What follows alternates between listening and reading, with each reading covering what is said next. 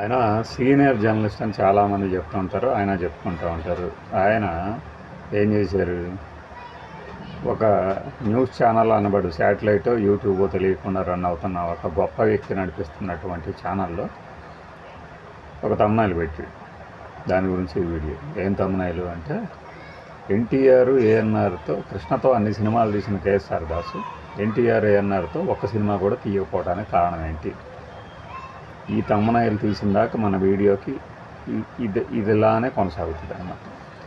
ఆయన అనవచ్చు, నాకేం సంబంధం, నేను కేవలం మాట్లాడగలను, అక్కడ ఆఫీసులో వాళ్ళు చూసుకుంటారంటే. తప్పుడు సంకేతాలు వెళ్తున్నప్పుడు, తప్పుగా పెట్టినప్పుడు దాన్ని చెప్పి తీపిచ్చాలి కదా. వ్యూవర్షిప్ కోసం పెట్టేసుకున్నామంటే అట్లా కుదురుతుంది. దాని కింద ఇంకో వీడియో ఉంది, మీరు చూడలేదా? ఇవన్నీ కాదు, అవి మార్చాలి. ఎందుకంటే కేఎస్ఆర్ దాస్ గారు ఎన్టీఆర్తో సినిమా చేసేది, ఒక ఏఎన్ఆర్తోనే చేయలేదనుకుంటా.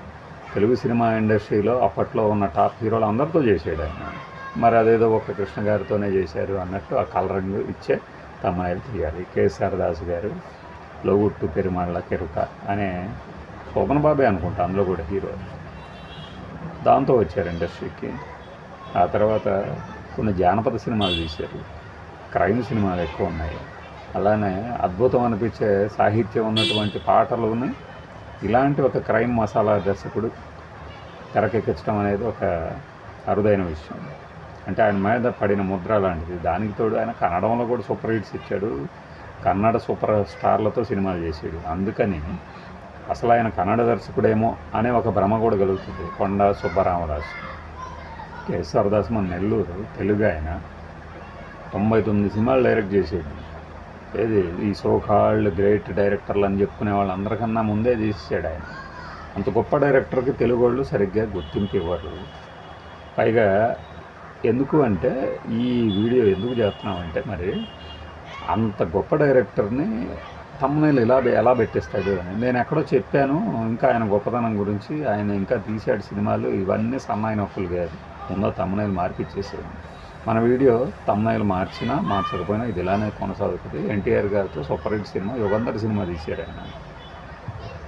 యుగంధర్ తర్వాతే 25 లక్షల రెమ్యునరేషన్ పెరిగింది ఎన్టీఆర్ గారికి, పెంచారు అని కొంతమంది చెప్పారు. అది నిజమో నాకు తెలియదు. యాక్స్ టైలర్స్ పాలేశ్వరరావు ఇచ్చినటువంటి డిజైనర్ దుస్తులు అందులో కనిపిస్తాయి. కృష్ణ గారితో మనకి టక్కర దొంగ చక్కని చొక్క అని 66లో అనుకుంటా, లేకపోతే 69లోనే వచ్చింది.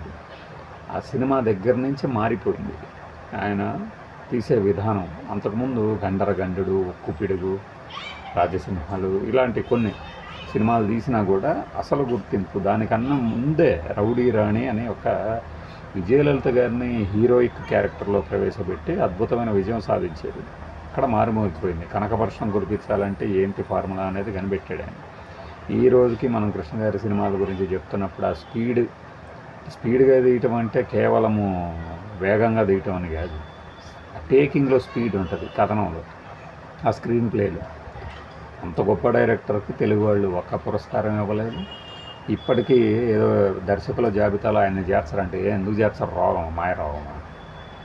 చేర్చకపోతే వీళ్ళు అవమానించుకున్నట్టు తెలుగు దర్శకులు. కేఎస్ఆర్ దాస్ గారు శోభన్ బాబుతో చేసిన భాషలో రాజ్ కుమార్ అని 2 సినిమాలు తీశారు.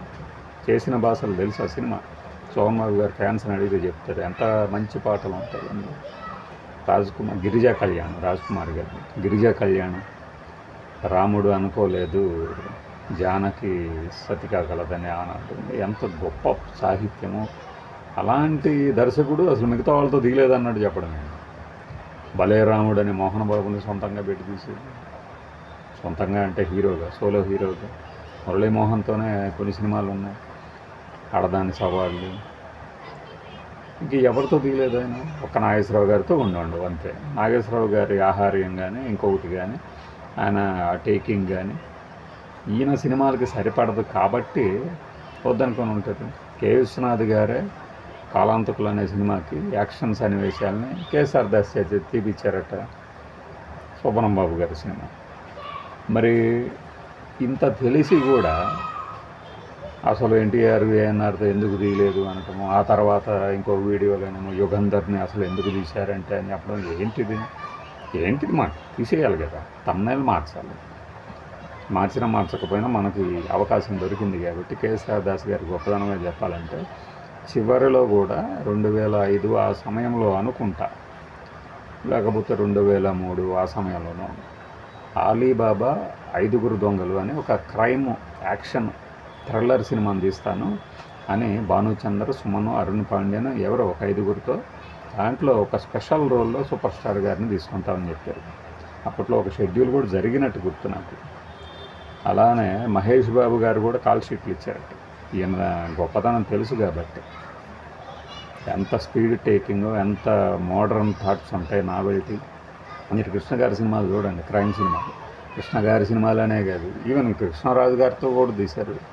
పులి బెబ్బులి, తల్లి కొడుకుల అనుబంధం, చిరంజీవితో రోషగాడు, తర్వాత బిల్లారంగ, మోహన్ బాబు చిరంజీవితో. ఏమనుకుంటున్నారు కేఎస్ఆర్ దాస్ అంటే కేవలం కొంతమంది దూరం పెట్టారు. దానితో ఆయన బెంగళూరులో ఉండారు.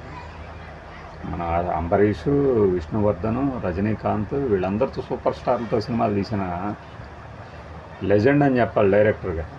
అలాంటి లెజెండ్ని పట్టుకుని తప్పుడు తమ్ముళ్ళు పెడితే ఎట్లా ఊరుకుంటాం? అందులో కృష్ణ గారికి ఎంతో సన్నిహితులు, ఎంత డైనమిక్గా చూపిస్తాడు ఆయన హీరోని. మీరు రోషగాడ్ అని చిరంజీవి గారి సినిమా చూడండి, అది అంత పెద్ద విజయం సాధించలేదు కానీ చూడండి మీకు తెలుస్తుంది. అలాంటిది ఎన్టీఆర్ కేవలం కృష్ణ గారితోనే తీశారన్నట్టు కృష్ణ గారితో ఎక్కువ తీసేది. ఇప్పుడు 40 తీస్తే కృష్ణ గారితో, మిగిలిన 60 మరి ఆయన 100లో లేదా 99లో ఎవరితో తీసినట్టు మిగిలిన వాళ్ళతో తీసినట్టే కదా. ఆయన టేకింగ్ కానీ, అందులో ఉండే కమర్షియల్ ఎలిమెంట్స్ కానీ, అలానే మిగిలిన చోట్ల నుంచి తీసుకొని సినిమాటిక్గా సినిమా సన్నివేశాల్లో అమర్చి, అంటే కొన్ని హిందీ సన్నివేశాలను యాజ్ ఇట్ ఈజ్గా పెట్టేసేవాడు. రహస్యగూఢాచారి కానీ, భలే దొంగలు, దొంగలకు దొంగ, దొంగలకు సవాలు, దొంగల బాబాయ్ దొంగలు, ముద్దాయి, పార్థుడు, కృష్ణ గారితో తీసిన సినిమాలు. Formula trend setter. హిందీలో ఖైదీ, ముద్దాయిని ముజ్రిమ్ అని ఏమి హిట్లు అవి. అవన్నీ తెరమరుగైపోయి మన కేవలం దర్శకరత్న దాసనారాయణరావు, దర్శక బ్రహ్మ అన్నట్టు రాఘవేంద్రరావు, దర్శకేంద్రుడు అట. ఎందుకు లేడీస్ని సరిగ్గా చూపిస్తాడని దర్శకేంద్రుడు అట. ఈ భుజకీర్తులు ఆయనకు లేవు, ప్లస్ వారసులు కూడా లేకపోవడంతో అలా తెరమరుగు. కోడిరామకృష్ణ గారు వీళ్ళైనా దర్శకులు. కేఎస్ఆర్ దాస్ ఆల్ టైమ్ ఫేవరెట్గా చెప్పుకోవాలి మనం. అసలు కృష్ణ గారి ఫ్యాన్స్ కేవలం కృష్ణ గారికి హిట్లు ఇచ్చారనే కాదు, ఒక తెలుగు సినిమా వేగాన్ని పెంచారు. పేస్, అది వెళ్తున్న గమనం తాలూకు వేగాన్ని పెంచిన దర్శకుల్లో ఆయన ఒకటి. మోసగాడు, జేమ్స్ బాండ్ 777, తర్వాత హంతకులు, ఉదయవంతకులు, ఇక సిఐడి రాజు, జేమ్స్ బాండ్ 777 ఒక డిఫరెంట్ ఇవన్నమాట. ఈ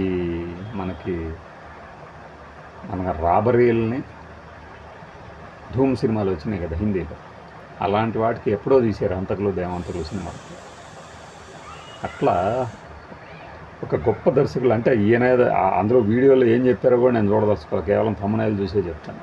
కాబట్టి అలాంటి దర్శకుడిని మనం ఏదో ఒకరితోనే చేశారు, ఇక్కడితో చేయలేకపోయారు, అదే ఆయన ఇన్క్యాపబిలిటీ అనో లేకపోతే ఇంకోటనో కాదు.